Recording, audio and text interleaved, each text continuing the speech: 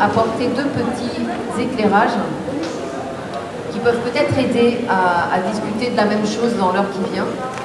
La première concerne la notion d'indépendance. Si vous avez regardé le programme, vous avez pu noter que l'ensemble de nos invités sont tous des opérateurs, des acteurs, des artistes indépendants du monde arabe. Quand on parle d'indépendance dans le monde arabe, on peut dire, me semble-t-il, qu'il s'agit à la fois d'une position principe très importante, une position philosophique, c'est-à-dire de conduire un travail indépendant qui soit fondé sur des dynamiques artistiques et des dynamiques de développement culturel authentiques qui doivent donc être le plus possible à l'abri d'un certain nombre de contraintes d'ordre politique ou d'ordre institutionnel qui feraient dévier cette question-là. Mais cette dynamique d'indépendance relève aussi nécessite des moyens qui vous seront donnés en détail, mais les moyens de l'indépendance dans le monde arabe sont principalement apportés par des moyens qui sont hors des pays dans lesquels ils s'exercent. Donc la question de l'indépendance est à mettre aussi en rapport avec la façon dont on peut être, par exemple, indépendant dans la création en France ou en Europe. Ça repose sur un certain nombre de mécanismes qui existent ou qui n'existent pas, y compris en France, par exemple, celui de l'intermittence, et qui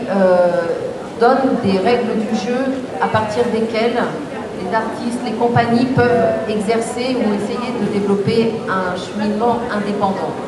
Donc n'hésitez pas au fil de cette discussion et plus tard peut-être de demander à approfondir ces questions-là, mais on va en parler de toute façon. La deuxième chose que je voudrais mentionner concerne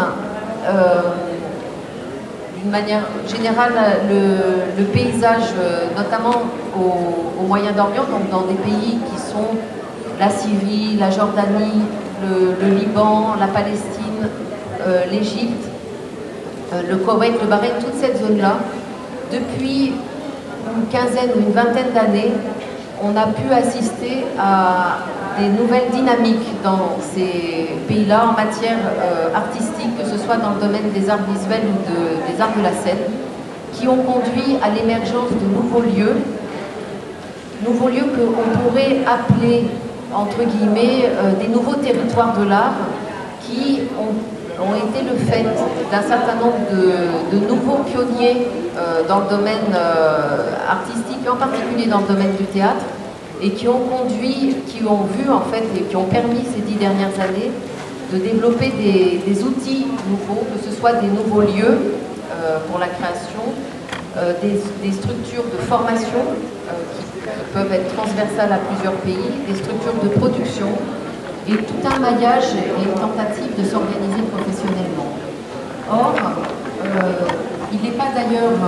interdit de penser que ces dynamiques artistiques ont pu aussi participer de ce qui a pu se produire au moment des printemps arabes, au sens où ces dynamiques ont été à la fois des dynamiques préparatoires et en même temps des dynamiques qui ont soulevé un certain nombre de questions et qui ont à voir avec ce désir profond de vivre dans une société à la fois plus créative et plus juste.